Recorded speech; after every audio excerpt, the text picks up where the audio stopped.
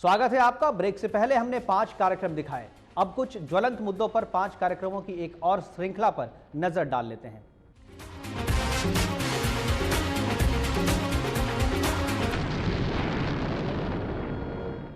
Political पक्ष इसका आप देखिए, जो स्ट्रेटेजिकल पक्ष कहते हैं, जी। इस समय भ्रष्टाचार को लेकर पूरे देश में एक जबरदस्त जन आंदोलन है और इसको कह सकते हैं कि ये एक बड़ा जन आंदोलन है।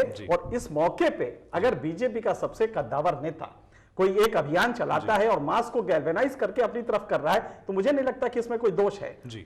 हमारे साथ सिद्धार्थ नाथ सिंह हैं। सिद्धार्थ नाथ जी, मैं एनके सिंह बोल रहा हूं।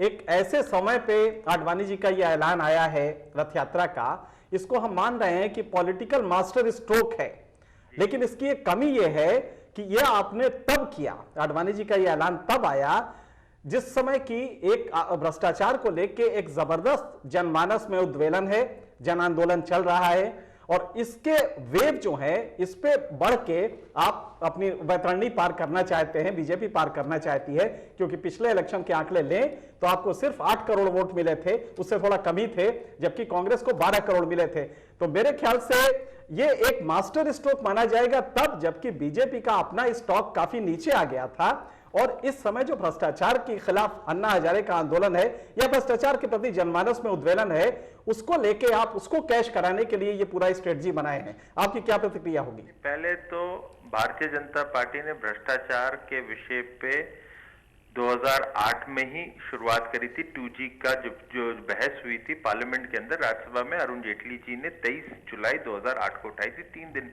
इसकी बहस चली थी। हो सकता है उस समय जनमानस को और मीडिया को उतना ये इंटरेस्टिंग सब्जेक्ट या भ्रष्टाचार नहीं दिख रहा था।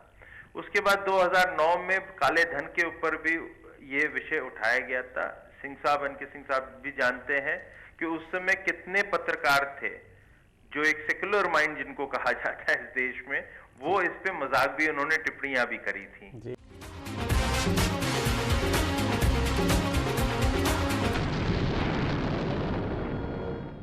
देखिए अमित, ये पूरा का पूरा जो हम आज प्रोग्राम दिखा रहे हैं अपने व्यूअर्स को, उसके पीछे हमारा सिर्फ उद्देश्य ये है कि इस देश में वैज्ञानिक सोच डेवलप हो और वैज्ञानिक सोच के साथ एक रेशनल थिंकिंग डेवलप हो जिसमें कि हम चीज़ों को सही रखें। आज समाज में आप देख रहे हैं, बिहार से, यूपी से हमारे पास खबरें आती हैं कि डायन कह के एक औरत को मार दिया जनता ने, ये कह के कि पूरे गाँव को वो खाने जा रही थी।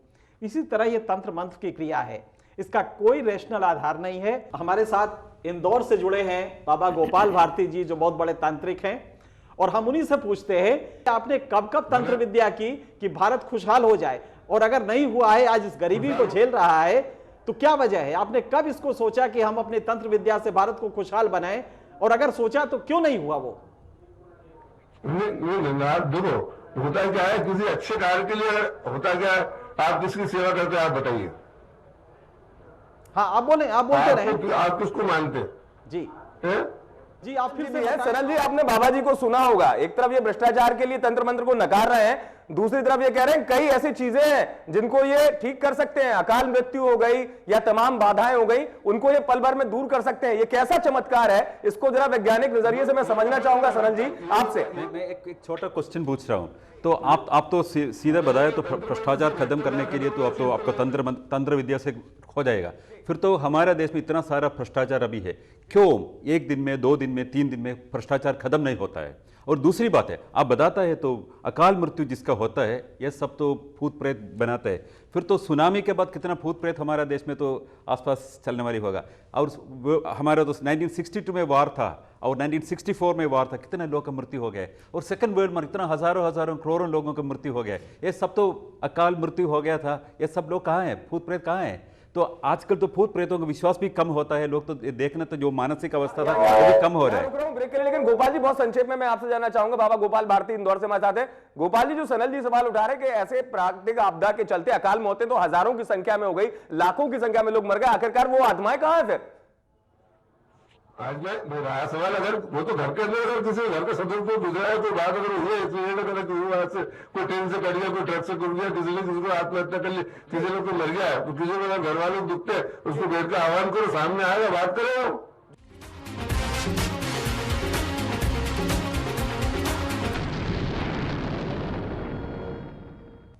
एक में एक तवाइफ के रूप में वैजंती माला डांस करती हैं और वो एक्सप्रेशन देती है, कहो जी तुम क्या क्या खरीदोगे। ठीक, उसका भी एक मैसेज है जो सेंसुअलिटी के लिए आप नेवल रीजन से नीचे तक कपड़े अपने ले आते हैं, उसको देखिए। आप अपनी कामुकता हटा दें तो उबकाई आ रही है।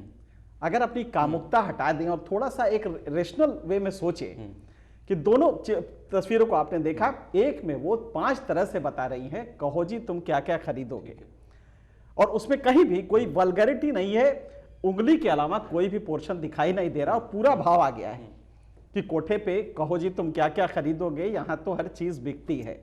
मल्लिका शेरावत का जलेबी बाई अगर आपने 4 बार और दिखा दिया, मतलब 4 फिल्मों में और आ गया और इसी तरह के कपड़े के साथ आ गया, इसी तरह नेवल रीजन के नीचे तक आप कपड़े लाए, तो मेरा दावा है कि 5वीं बार कोई फिर इसको नहीं देखेगा, क्योंकि तब लालित्य खत्म हो जाएगा। नारी के सौंदर्य का जो लालित्य है ना, वो खत्म हो जाएगा।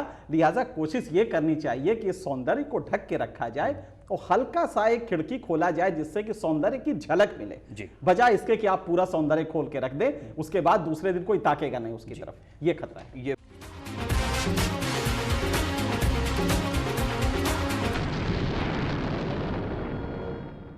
हुई मुद्दत के गालिब मर गया पर याद आता है, हुई मुद्दत के गालिब मर गया पर याद आता है, वो हर एक बात पर कहना कि यूं होता तो क्या होता।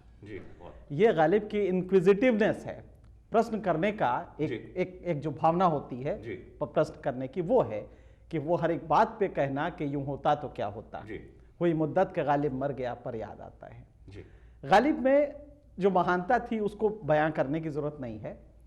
गालिब बहुत बड़े शायर ही नहीं थे, एक बहुत बड़े सोशल रिफॉर्मर भी थे, इसमें भी दो राय नहीं है।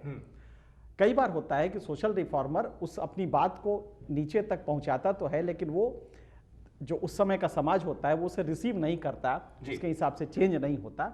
लेकिन गालिब को आज भी जब हम पढ़ते हैं तो मुझे लगता है कि कुछ नया है।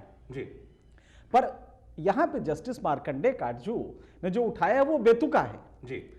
आप कंपेरेबल्स के बीच में कंपेयर करते हैं। आप गालिब का कंपैरिजन करेंगे मीर से, आप गालिब का कंपैरिजन करेंगे जयशंकर प्रसाद से, आप गालिब का कंपैरिजन डॉन ब्रैडमैन से तो नहीं कर देंगे, सचिन तेंदुलकर से तो नहीं कर देंगे। दोनों के अपने अपने क्षेत्र में कंट्रीब्यूशन है। शाहिद माहौली जी हमारे साथ जुड़ रहे हैं। शाहिद साहब, बहुत स्वागत है साधना न्यूज में आपका।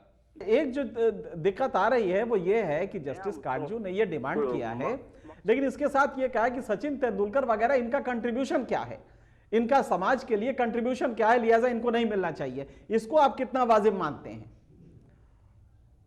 नहीं मानता, सचिन का भी बड़ा काम है, बड़ा कंट्रीब्यूशन है, सचिन को भी मिलना चाहिए। और जो ऐसे भी जो बड़े काम जिन्होंने किए हैं, जो अपने अपनी फील्ड में, देखिए हर की अलग अलग फील्ड होती है जी। अब गालिब को खेल के लिए थोड़ा मिलेगा।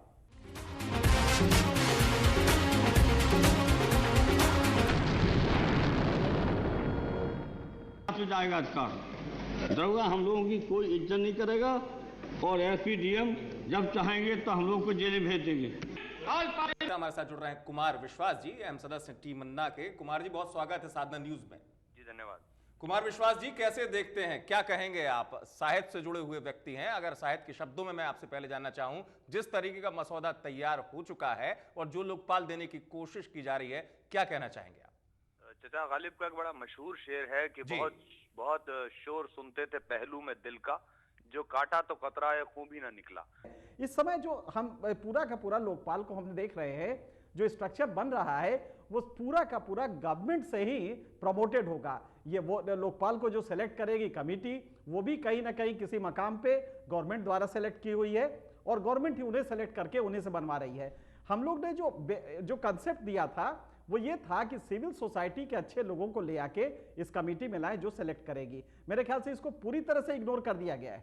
देखिए सिंह साहब, आपने जो कंसेप्ट दिया है, यही कंसेप्ट जंतर मंतर पर जो जनादेश मिला था उसको मानते हुए प्रधानमंत्री जी ने किया कि सिविल सोसाइटी से 5 सदस्य लिए और 5 अपने यहाँ से बहुत बड़े वकील साहब लिए, जो देश चलाने वाले 5 मंत्रीगण हैं। उसका परिणाम क्या हुआ? उसका परिणाम ये हुआ कि बाद में जब सदन प्रारंभ हुआ तो श्री कपिल सिब्बल जी ने ये वचन देश के सामने रखे कि हम इन लोगों के साथ बैठे, इस पर भी हम शर्मिंदा हैं। इस पर लज्जित है, हम इनके साथ नहीं बैठेंगे। तो जिसे एरोगेंस ऑफ ऑफिस कहते हैं, जिसे एटीट्यूड ऑफ पावर कहते हैं, वो उसका करप्शन साफ दिखाई दे रहा है। करप्शन का मतलब केवल पैसे की दलाली नहीं है, करप्शन का मतलब भी है कि मैंने अपनी वोट, अपना टैक्स आपको दिया था, आपने मेरे टैक्स का दुरुपयोग किया चोरी में और मेरे वोट का दुरुपयोग किया अहंकार में।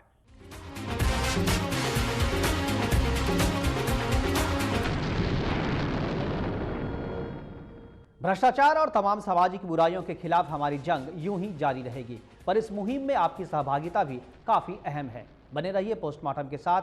आप सभी को साधना न्यूज की ओर से नववर्ष की ढेरों शुभकामनाएं।